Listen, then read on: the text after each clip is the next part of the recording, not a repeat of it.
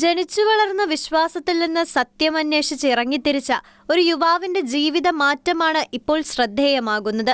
ഓസ്ട്രേലിയയിലെ ഒരു യാഥാസ്ഥിതിക ടർക്കിഷ് മുസ്ലിം കുടുംബത്തിലാണ് എനസ് ഒവാട്ട് ജനിച്ചത്.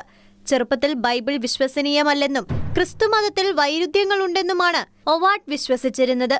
യേശുവിനെ ഒരു പ്രവാചകനായി ബഹുമാനിച്ചിരുന്നെങ്കിലും അവിടുത്തെ യഥാർത്ഥ ദൗത്യമെന്തെന്ന് ഒവാട്ടിന് വ്യക്തമായിരുന്നില്ല. പരമ്പരാഗതമായി പഠിപ്പിച്ചതെന്ന കാര്യങ്ങളെ കണ്ണടച്ച് വിശ്വസിക്കുന്നതിന് പകരം സ്വന്തമായ നിലയിൽ പഠനങ്ങൾ നടത്താൻ ഒവാട്ട് തീരുമാനിച്ചതോടെയാണ് മാറ്റങ്ങളുടെ തുടക്കം. യേശുവിന്റെ ഉപദേശങ്ങളിൽ ഒവാട്ടിനെ ഏറ്റവും ആകർഷിച്ചത് അവിടുത്തെ അളവറ്റ സ്നേഹമായിരുന്നു. ശത്രുക്കളെ സ്നേഹിക്കാനും ഉപദ്രവിക്കുന്നവർക്കായി പ്രാർത്ഥിക്കാനും പഠിപ്പിച്ച ക്രിസ്തുവിന്റെ സന്ദേശം അദ്ദേഹത്തിന്റെ ചിന്തകളെ പാടെ മാറ്റിമറിച്ചു. തുടർന്ന് 2024 ഏപ്രിലിൽ പരസ്യമായി ക്രിസ്തുമതം സ്വീകരിച്ച ഒവാട്ട് 2025 ഡിസംബറിൽ മാമോദിസ സ്വീകരിച്ചു.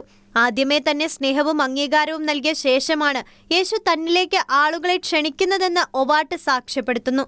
ഇന്റർനെറ്റിന്റെയും വിവരസാങ്കേതിക വിദ്യയുടെയും വരവോടെ നിരവധി പേർ യേശുക്രിസ്തുവിലേക്ക് ആകർഷിക്കപ്പെടുന്നുണ്ടെന്ന് എനസ് ഒവാട്ട് പറയുന്നു. ബൈബിളിലെ സാവൂൾ പൗലോസായി മാറിയതുപോലെ സത്യം തിരിച്ചറിയുന്നവർ വലിയ ആവേശത്തോടെയാണ് ഇന്ന് സുവിശേഷ പ്രചാരണ രംഗത്തേക്ക് കടന്നുവരുന്നത്. നിലവിൽ ഭയമേതുമില്ലാതെ ക്രിസ്തുവിന്റെ സ്നേഹ സന്ദേശം മറ്റുള്ളവരിലേക്ക് എത്തിക്കുന്നതിൽ സജീവമാണ് ഈ യുവാവ്. വ്യക്തിപരമായ അന്വേഷണങ്ങളും വിവരസാങ്കേതിക വിദ്യയുടെ വളർച്ചയും ആളുകളുടെ ആത്മീയ കാഴ്ചപ്പാടുകളെ എങ്ങനെ സ്വാധീനിക്കുന്നു എന്നതിന്റെ ഒരു ഉദാഹരണമായാണ് ഒവാട്ടിന്റെ ജീവിതാനുഭവം വിലയിരുത്തപ്പെടുന്നത്. International desk, Shekinah news.